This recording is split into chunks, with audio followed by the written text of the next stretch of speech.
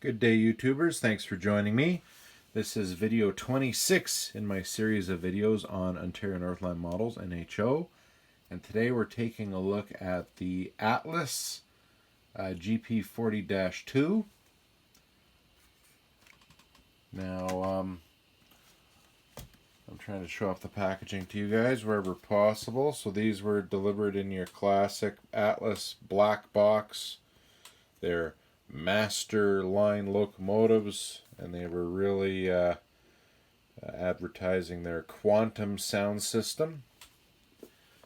Now, quite honestly, these aren't my favorite locomotives in my collection.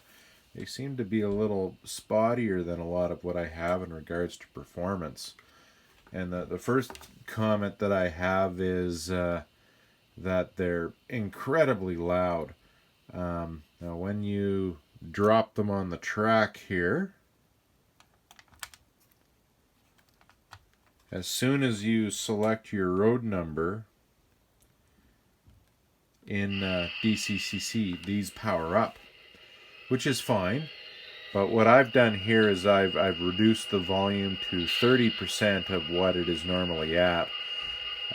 Normally when I've selected the road number, I've absolutely deafened myself. My setup here is in a fairly small space, so I've had to crank that down. And yeah, just to illustrate to you the performance of the locomotive, I'll rev it up here a little bit. And that's what I'm talking about. For some reason, the power pickup on these just seems to be not great. You know, I've cleaned my track, I've cleaned the wheels, I've run some other locomotives on my track to make sure that I wasn't having an issue here. It's been a while since I've run these, and I'm forgetting the fact that they do appear a little temperamental starting out and at low speeds in regards to power pickup.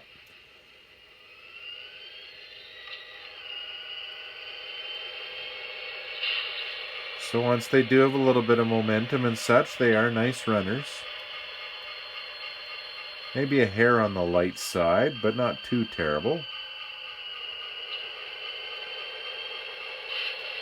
And in regards to the actual sound performance, the idle and notch of speed as compared to the speed that you're running them, they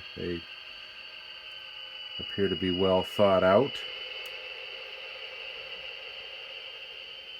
So I've got two road numbers here. I've got 2200 and 2201.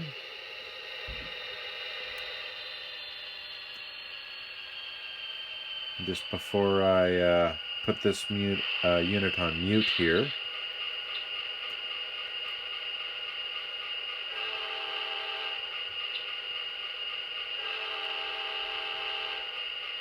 it's got a nice horn function and such to it.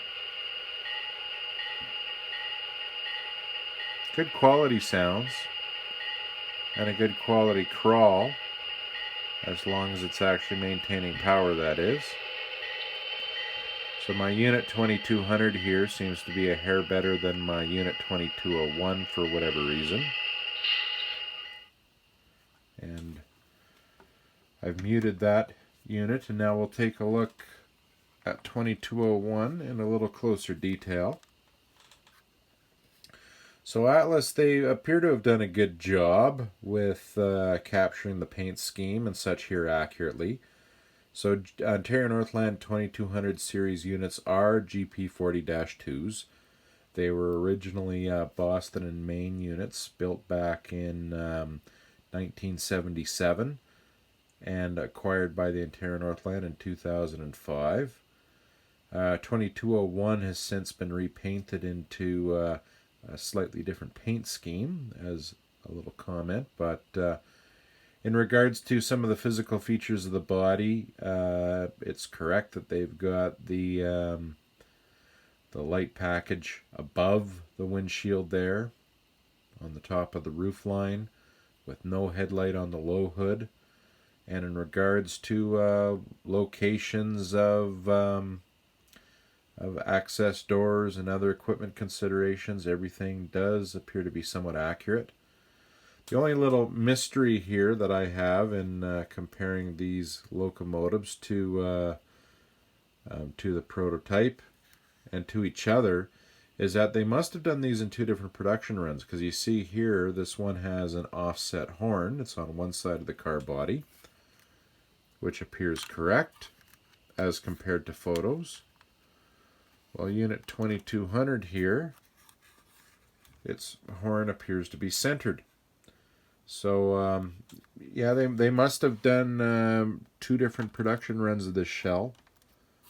I'm not sure of dates around that, but at the end of the day, not terrible locomotives, just I haven't been blown away. It seems like Atlas is a good reputation, but I would say that neither of these are great runners.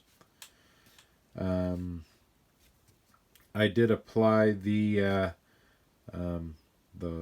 sunshade, which is a detail part that's included with the locomotive, to these. But upon review of some photos here, it looks like the Ontario Northland, for the most part, they did not have these equipped with the sunshade. So if you acquire one of these, maybe don't bother applying that sunshade, because it seems to be not typical.